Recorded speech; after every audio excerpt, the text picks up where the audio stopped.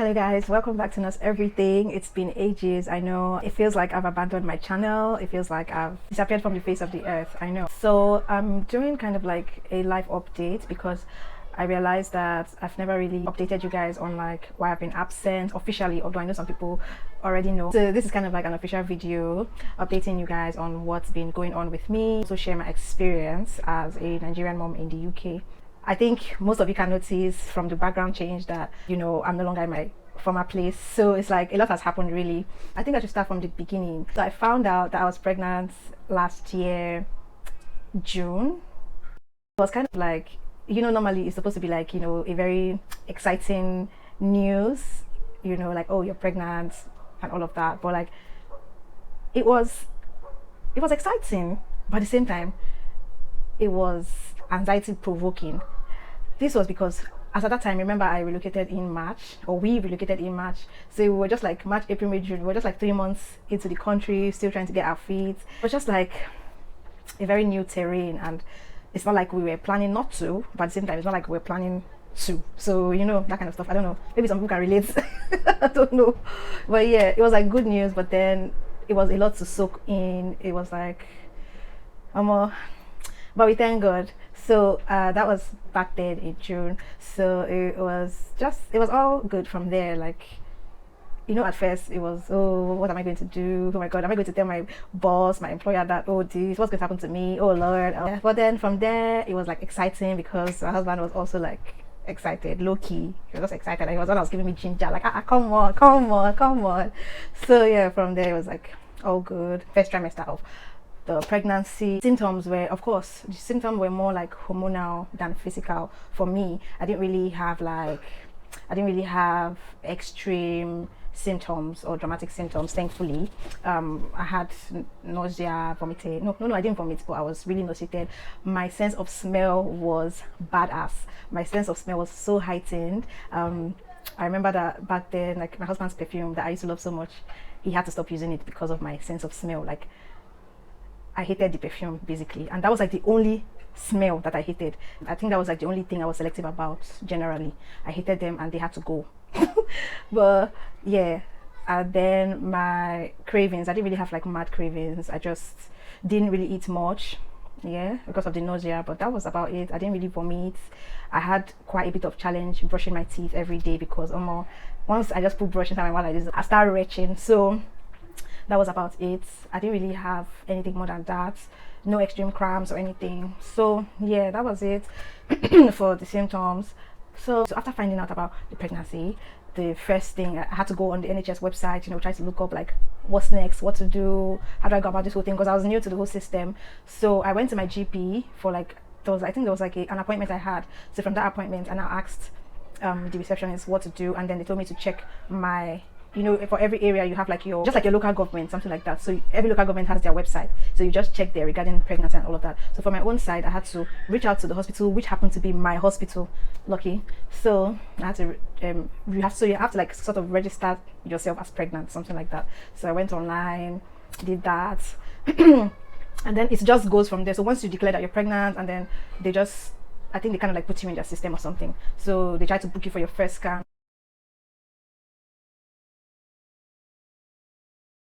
before your 12th week or 13th week thereabout. So, and I reached out to them when I was already weeks gone. Yeah, so I did my first scan around like 12th week or so. Yeah, it was quite late, but that was when I did my first scan. It was just close to the period when I was supposed to do it. So I did the scan, and it was like a weird experience for me. I don't know, like the whole thing was just weird for me. Like, I would just, if I stay small, I'll just look at myself like, see you don't carry belly. So it was like new, exciting, and just weird generally. Yeah, they were just, you know. And one thing I'm thankful for is that everything, like my experience, I never felt alone. So it was like my best friend and I going through something together. So it was just exciting, like some things will happen, be like, okay, yeah. So doing this scan and everything was okay, everything looked okay. That aside, so the next thing to think about now was situation with work. And this part as well, I don't know if you're watching this and you've asked me about this, because I've had some people asking about, oh, if you're pregnant, like how are you going to do with your employer and all of that. The thing is that everybody that gets pregnant in the UK, you are entitled to your maternity leave 52 weeks. Like nobody's touching that. This, I got this from the UK government website, because I had to check everywhere. I had to check NHS website, I had to check UK.gov website. I just had to keep checking to be sure. Yeah, so for that one, you are entitled to your leave. What has to be worked out now is whether you're going to get full pay, half pay, whatever pay, or like the one you get from government. I think it's sort of like a stipend. So that one is like different, but for the maternity leave, you're going to get your maternity leave. You're entitled to that. So that one, now I had to now tell my boss, or when I say my boss, I had to now tell my manager, because the truth is that you can decide not to tell your manager so early, but I think you have a particular time. I'll put that here. You have a particular number of weeks that you have to tell your employer that you are pregnant. Okay, so it's not like immediately you just find out, you rush and go and tell your employer, but you have to let them know so that they can plan different things, they can assess you and all of that. So I asked them, my ward manager, about my circumstance, and then as at that time I hadn't even done the first scan, so I had to just let her know. And then she got so kind, she's like so fantastic, that woman, God bless her. She's like a very supportive manager. So she had to like email my HR, this and that. You know, she had to do all the bits that managers do and all of that. So your own job is just to let your manager know, and normally your manager is supposed to handle things from there, tell you what to do. If she doesn't know, she would reach out to someone that's going to, you know, everything should just roll from there, you know. Yeah, so that's how it happened for me. So after that, I had to do, so like in the long run, when your employer is aware, they will now start working out like the plans for you. They will start anticipating if you are going to be entitled to receive your pay or not when it's time for maternity leave, you know, things like that. They're going to have to assess you at work. So with our nurses now, you know, nurses at work involves a lot of things, a lot of standing 12 hours, lifting, handling and lifting patients, handling aggressive patients sometimes. So it's like a very demanding job. So that's why when you get pregnant, they have to assess you every 3 months. So from that assessment, they'll find out what your symptoms are, how serious it is, if you need to regularly be seen by your doctor, by occupational health department, everything. Like, it's just very extensive, and kind of like the whole situation, you know, with the way they just follow up with you and everything, it just made the process bearable. Sometimes if they'll just remember, like, I'll just think like, what if I was in Nigeria with this belly now? Ah, God, how would I have coped, you know? Yeah, like even with the whole support and everything, it wasn't still that easy. Not talk of if I didn't even have this kind of like experience, you know, in this kind of place, you know, that kind of stuff. When you now start getting closer, you would apply, you and your manager, you would apply for maternity leave officially. You fill a form. So that, I'm just saying how it works in my own trust though. So you work out, if you apply, and then they get back to you, they calculate it and then tell you, oh, these are your entitlements, this is this and this is that. They send you like an email, all of that.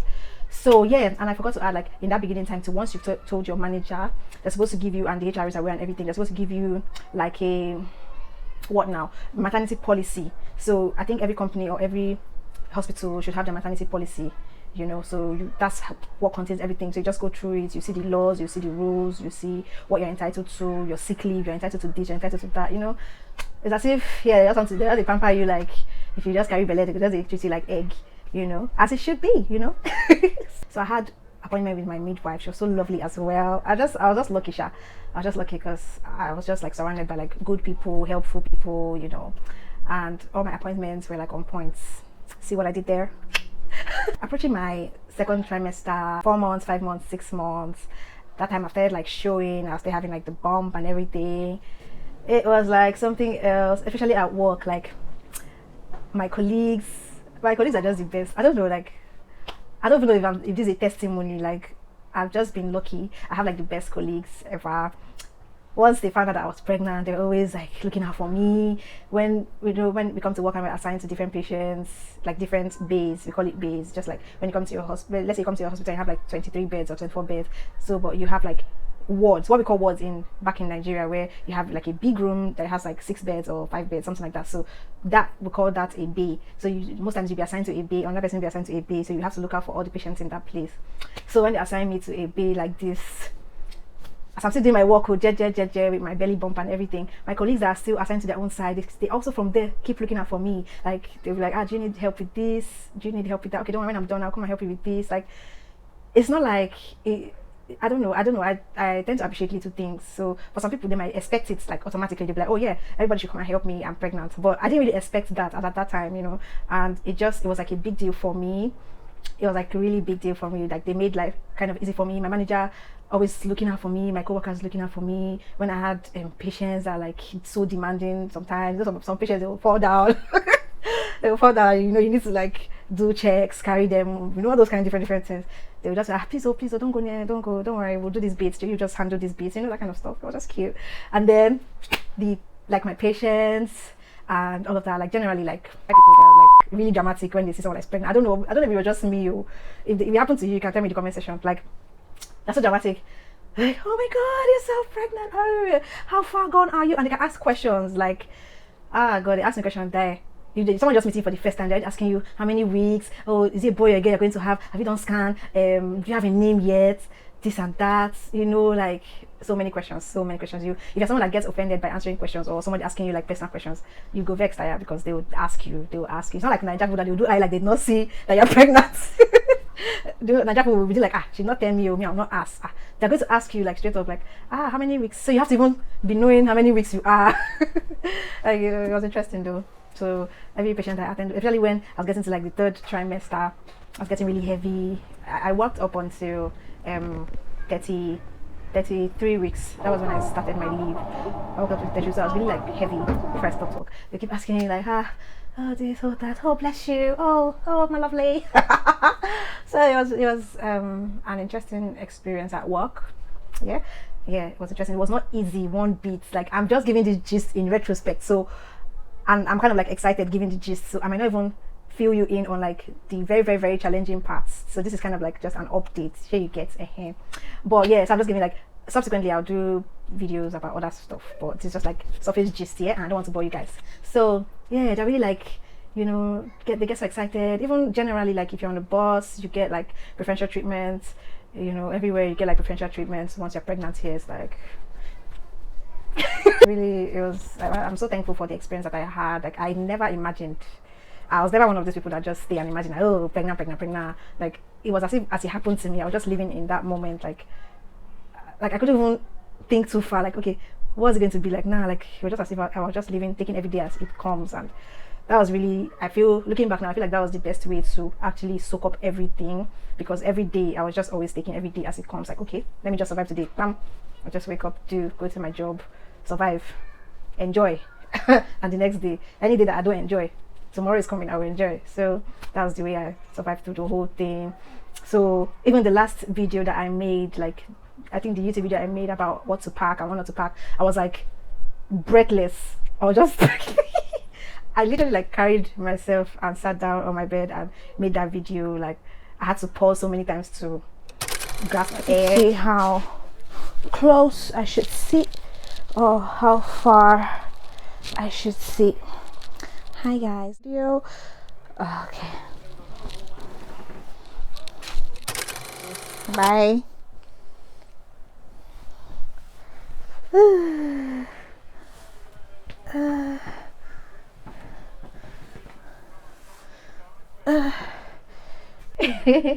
So like, it was really, yeah, it was not easy. Like, shout out to all mothers out there, like doing their thing. It's not easy. Like, it's most times after you go through this experience, you now value what your mom went through, you value what some other women went through as well. Like, it's like being a woman is badass. Like, so towards the 3rd trimester of my pregnancy, so when I was getting to about like 7, 8 months, 8 months, 9 months, yeah, 7, 8 months, 9 months, my symptoms, like all those nausea, all of that, it started easing off.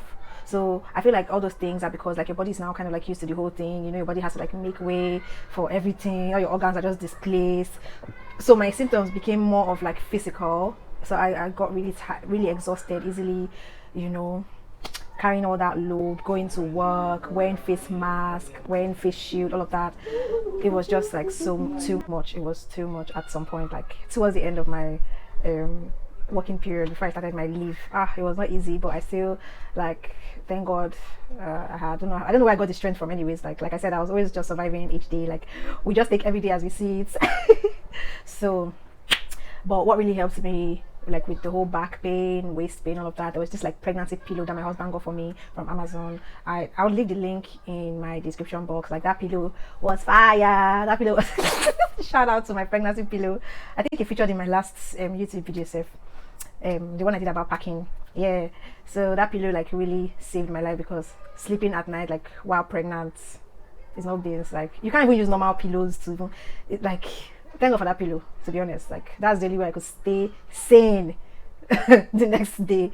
Yeah, so that pillow. And then when by the time I started my leave, I wasn't like from second week of December, I took my annual leave, which now extended into my maternity leave. So that period I had to like keep myself busy by cooking. That was the period when I was always like cooking back to back. Those are my WhatsApp, like they were getting tired of me. I was always giving them back to back. Like if I don't do suya, I'll do shawarma. If I don't do shawarma, I'll do meat pie.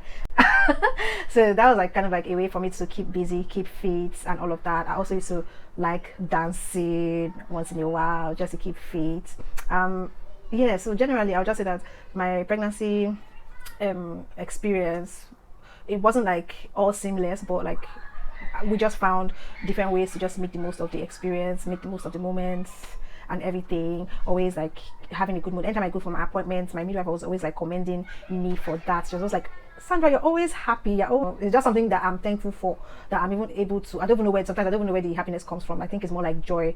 Yeah, and that one, it happens regardless of your circumstance. So even sometimes when I'm in pain or discomfort, it's not like I don't feel those things. And thank God that I have a very supporting supportive partner. But sometimes I also just try to be happy, because like it's as if it's just like faking it till you make it. Sometimes when you actually tell yourself to be happy or find a way to make yourself happy, it kind of like overrides the discomfort or anything you get. So it kind of helped. It helped a lot. Like I won't even lie. Anyway, so fast forward to like towards my pregnancy period, I had to like pack my hospital bags and all of that stuff. I had to like check what am I going to take, what am I going to put in my hospital bag. So I was going to think maybe I'll be chilled that period. I'll do a lot of videos. I couldn't do much, to be honest. Like there's some days that you just sleep and wake up and like it's as if you just want to stay in bed all day. It was not an easy period though. Sean, you know, but thank God. So what was I even saying? So yeah, so yeah, I had to pack my hospital bag, and I think over here there's really no need for like a lot of stuff, to be honest. Like once you just pack your personal effects and then one or two things for baby, I think you're okay. Yeah, because I just packed like I had to just get like a few baby clothes, few things, pack stuff, and just get ready, counting down to the moment. I actually thought I was going to have like an early period, like I thought I was going to have like an early birth, or how do they call it, like, you know, normal 37 weeks, 36 weeks. And when that period came, I just as if I was counting every day, like became no one come. So it was like everything was okay. It was as if everything was okay till that period. And when it was like, when I was getting to 37 weeks, 38, 39, it's as if I just started blowing up. Like as if I just started blowing up. Like I was getting bigger, getting more swollen, getting more lazy. It's like, can this baby just come already? It was just that period was like it was as if that was like the toughest period of the whole pregnancy. That was the period I had like a lot of stretch marks on my belly, because it was as if that 2 weeks between I gave birth to my baby 40 weeks. So like that 2 weeks, it's as if I just expanded belly, everything. So yeah, it was like that was like the toughest and the longest period of a pregnancy. When the day finally came around like midnight, I started having contractions, and I didn't know that I was having contractions, because you know what, as a first time mom, you've never been pregnant before. All you can just do is watch videos or listen to your midwife tell you what to do, what to expect. But it still doesn't, I think for me it just felt like I didn't know what to expect. Even as a nurse, like that one doesn't even matter, doesn't even change anything. As if I didn't know what to expect. I didn't even know what's it going to feel like, really. You know, it's one thing that you're telling someone, oh, this is contraction, but I didn't really know what it felt like. And with the way I used to like hear about pregnancy being so painful, this being so painful, so like I just had a different expectation in my head. So I kind of like increased the pain threshold in my head somehow, I don't know. But that day I was actually having contraction around like 12 before I went to bed late that day. I remember we went to bed late. We even saw a movie that day. I can't remember the movie we saw. We went to bed like 12. I slept like normal, but I was having the contraction. I was feeling like, okay, this feels like period cramp, but it's like, it feels like serious period cramp. But yeah, I'm already used to this. So I was already contracting. I slept with the contraction. I didn't know. So it was around like 3 when I woke up. Like I couldn't bear the pain. I was like, are you sure I'm not contracting, this and that, stuff like that. Long story short, like the way the whole thing escalated really quickly, I had to call the hospital to find out, because that was like the protocol. You call when you feel like you're having contractions, and then they'll ask you questions, and then they'll tell you whether to come in or to hold on a little, so that you don't just come to the hospital and just be loitering around. So we called them. My husband was checking the time of the contraction, and it was like, well, the doctor thought that we should come and just get assessed. Like, so we had to like just go. I didn't even go in my hospital bag. Like, it was just crazy. Didn't go in my hospital bag. We just went with my husband's backpack, put some few things inside, and that was it. Like, when I went there, I already my water broke at home, but it was not like, everything was just like not dramatic. So I was like, in the movies when you see it now, water will just break, or or like, you know, I don't know what was even wrong with me, but I just wasn't expecting, you know, it to be that, to happen the way it happened. Like, I had the water. It was not really like water breaking. It was just like a show, just a small like mucus like thingy. So when the midwife assessed me, she said that she found meconium. So that's like baby already pulled in the belly, kind of stuff. So, and that raises kind of like eyebrows, like, okay, this has to happen fast. So I asked her how far gone, like how much have I dilated. She said I was already like 5 cm. So she has like, she said she had to call the doctor, this and that. And since I opted for epidural, they have to also take bloods, do this, do that. So everything escalated so quickly. That means we're not going to go back home. From there, from the assessment unit, I was already taken to the delivery suite just like that. And it was already like 5 a.m. Remember that the contraction started like 3 a.m. So it was like crazy. So I was in the delivery suite. I was even in the assessment unit. I was already contracting. I was in pain, but I was like still pushing. Not like pushing though. I was like just enjoying everything and stuff. Like, it was just crazy. I was like going crazy. Just, man. So like the way as I'm gisting you guys, like I'm just reliving the whole thing, and I can't even believe that I was the person that went through all that stuff. Honestly. So when they put me in the delivery suit, I was still contracting. I was asking the midwife like, what's up with the epidural, because I was already looking forward to having that epidural. I didn't want to experience this pain that everybody keeps saying labor pain is like the most painful experience, this and that. I didn't think I was up for it. I didn't even know how I was going to like just go through the whole thing. So the midwife kept telling me that my bloods were not ready yet, and they can't do the epidural if my blood results are not out. So I just had to keep, you know, pushing, and like I keep saying pushing. I just had to keep at the whole thing, you know. They gave me this gas and air, something like that. Yeah, this gas for pain and everything. That's how I was just using that one. But I just feel like, that thing is just placebo. Like, I wasn't feeling the pain.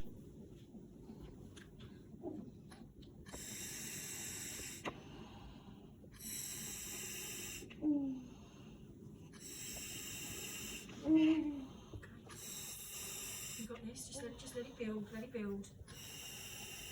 And give me a push if you want to. But the gas was like getting to my brain, you know. It was just like making me feel drowsy and all. So it wasn't even the most comfortable thing to use, but I feel like it prevented me from screaming. So I just had to like, I was just breathing along with that stuff. So as I take in deep breath, to take in the gas with it, you know, stuff like that. So at the end of the day, it was already getting too late for me to even have an epidural. So I had to do the whole thing without any painkiller, any extra painkiller apart from the gas and stuff. So that's how your girl did this thing without any epidural, and as the Lord will have it, I survived. So it was just like a crazy experience without my hospital bag, nothing. It just like happened. So from that 5 to like 8, so I gave birth to my baby girl at 8 a.m. in the morning. Yeah, and ta-da! So it was like it was a very touching moment. Like when I just had the final push, like when I started pushing and everything, it was crazy. The way this stuff works, like it's as if your body just needs to expel that baby out. Like it's as if you have no choice. You just have to keep pushing and pushing when you feel the contraction. So like you have to push with the contraction, not like when you're not having any contractions at all, you start pushing. No, you just injure yourself. So I had to keep pushing, and thank God, like breathing really saved my life. And I saw it on one YouTube channel like that. There's this lady, I don't know, maybe I'll leave her, I'll mention her in this video or something, but and I didn't even watch it for long. I just watched it half-heartedly, like, okay, this might actually help. And then, man, like that's what helped me through the pain, everything. I just kept saying, God help me, God help me, God help me. So it was crazy, but thank God. So that's how I gave it. That's like my birth story basically. It wasn't too dramatic, so that's how I gave it to my baby girl. Although I had a tear, I had like a second degree tear, but like I got stitched immediately with local anesthetic. That was the crazy part. Like after giving birth to my baby, then they gave birth to the placenta, I had to get stitched. My baby was actually a big baby. I was wondering, like, how did this come out of me? Is this the full thing that came out of Like it was crazy. It was crazy, sure. So, but yeah, so that was just it. It was a really emotional moment, like seeing Zoe in flesh, because all the while that she was in the tummy, like we're just always talking to her, and like we used to say things, we used to kind of like speak her into existence. I don't know if you get what I mean. Like we used to say things to her like, come, you're going to have hair, oh, don't come here and be looking bad, all that kind of stuff. Like we'll just be speaking things, you know, into existence, and we say stuff that we want. Oh, we don't want baby that come and be crying here, or you get like, I want baby that can eat, oh, you know, like we just to say this. And to be honest, like when I saw her, you know, when they brought her out of me and then put her on my tummy, I was like, this is actually Zoe. This is actually Zoe. And I started singing, oh Zoe, you're so fine, you blow my mind. It's Zoe, hey, hey, hey, Zoe, hey, hey. Oh, okay. Alright. I thought maybe it had fallen out or something. So it was just like, it was very emotional for me. Not like I cried, I'm a big girl, but I can't forget that moment, like ever. Like you know, I'm wondering, like, wait, is it me that was in pain just now, that I was like feeling so relieved and stuff? Like the way it happens is just magical. I don't even know. When I see women talk about it, like, oh, it's magical, I'll be like, oh, please. But like when I experienced it, like I felt that whole like I don't know words cannot really I don't know, to be honest. Anyways, that's just it. So that's like my birth experience. So we had to stay in the hospital like that whole day, and then the next, like the whole experience, that whole experience just happened the way it happened. Like it was after some days and weeks that I now actually used to like flashback and then relieve everything, because I don't know, it kind of like happens with anxiety as well. Like when it's as if you're just going through a moment so fast, and then you now get to like really sit down and soak up everything later. So it was later that I started just flashing back and just thinking about the whole thing, the whole pregnancy period, everything that I've been through. And I think that was like 4 days or 5 days after I left the hospital. There was one of the mornings I just stayed and just started relieving everything, and I just broke down and started crying that morning for no reason. Like, oh, for that reason actually. It's not for no reason, but it was just like sometimes it gets overwhelming when you just think of everything, you know. And yeah, it's not easy, to be honest, but thank God.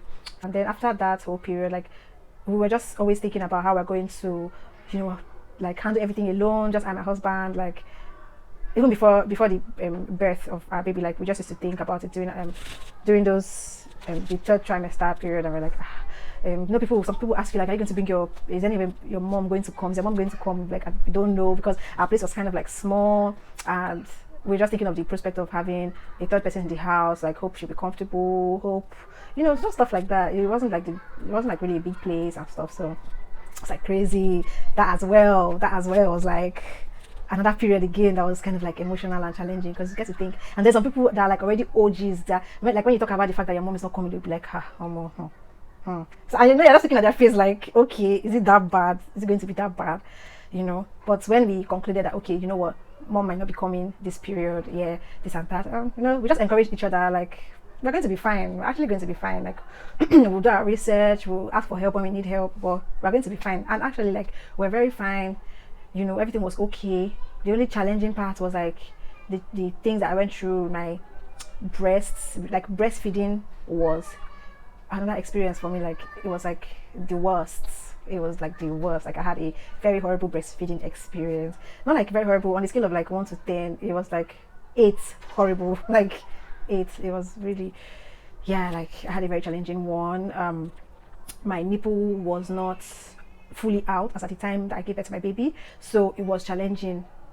Yeah, for like feeding was challenging, and she also had a tongue tie, so it just made everything like worse. So I didn't have the best of experience at all. And then like after some weeks, that was like maybe 6 weeks, 6 weeks postpartum, I started having like really mad breast pain. Like the pain was hell. Like that pain was like, I can't even, like, as I'm talking about it, like I'm thinking about the pain. It's like as if I'm in pain now. Like it was that bad. When people say like labor pain, that pain is like times, maybe I'll just say times 5 of labor pain. Like I'm not even capping. Labor pain, no reach. Like it was hell. I don't know. At first, the first few weeks when I was having like cracked nipple because when baby sucks on it, and I knew, like, as a new mom, everything just new. Like nobody has sucked my breast. No baby has sucked my breast before, so my nipple was still also getting used to being the source of someone's food every 2 hours. I mean, every 2 hours. So it was like crazy. Had like sore nipples. Everything was just mad. Like, fam, nah. So that was like even the initial one. I was never having that times 5 labor pain. This was just the initial period. Like, I was having cracked nipple. My midwife, my midwife had to advise, okay, what if I get a nipple shield? I had to order nipple shields from Amazon. That really helps. Like, that's even what helped me to survive. Like, breastfeeding was never like seamless that period. Like, and I was like, okay, maybe it's normal to have all this pain. But then they were like, it's not normal to have this pain. I had tried everything.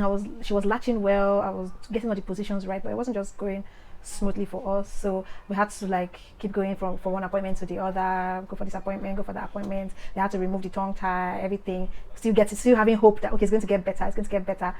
Like, it was just a very crazy experience. I tell you, like, very crazy experience. So long and short of it was just that it took up until March. Yeah, like, at some point I was having this serious, apart from the initial period where I was having like sore nipples, I had to use like nipple cream, nipple shield, everything together.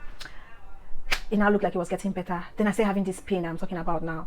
The pain is like burning pain, stabbing pain at the same time. It's like burning, stabbing, stinging at the same time on one breast. I'll just have it like after feeding my baby, I'll just have it like mad pain. Like, I used to cry like a baby. I pitied my husband that period, because whenever I had that episode, I'd just be crying like a baby. I'll just be useless. I'll not be able to do anything. I'll not be able to function. Like, and imagine this thing now happening. At some point it wasn't happening like every other day. Like, I'll have it today, I'll not have it tomorrow. I'll be like, okay, thank God. I'll have to use compress, like use warm compress on my breast. I'm just trying different things. I'll go online. Some of us will be researching. We'll go online. We'll check this. They say, how okay, it might be this. We'll check. God, I've spent money. Like, I spent so much money on my breast. I think I have to do a different video for this breast matter. I'm going to do a different video because the matter passed me. Anyway, so that was like the update. So I really went through a lot during like postpartum. I went through a lot. I'm never going to lie. I went through a lot. Like, so yeah. So now that we moved into this place last month, so we have a bigger space, and now my mom is here. So yeah, so life is good. Life is good. Yeah, so at this point now I think I'm free now a bit, because having my mom here is like very helpful. We get to actually do things that are more meaningful to life. I don't know if you get, because like without an extra person in the house, like, you're just all about baby, and then you can now do other things in between. So, but now like we can actually have quality sleep sometimes, and we can, think of work, think of something extra to do, like stuff like that. You can go out, rest assured that someone is there, So it's really been like amazing having my mom around in flesh. Yeah. So that being said, I'm going to be able to now make more videos, and please tell me you notice my background. It's like all set for you guys, yeah, like I don't know if we're going to do a house tour. Maybe I might, maybe I will not, I don't know. But if you want us to do a house tour, you can let me know in the comment section.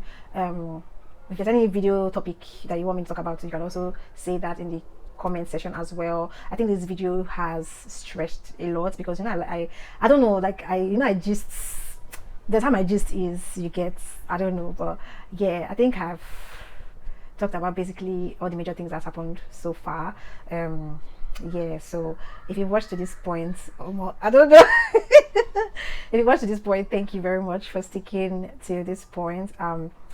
Yeah, it's a blessing to have you guys to gist with, to just air out these things that's on my mind, these gists. Okay, so yeah, please consider subscribing to my channel if you've not, and just like this video, drop your comments. I love to read your comments all the time. I like to read and reply to your comments, so thank you, and I'll see you in my next video. Bye.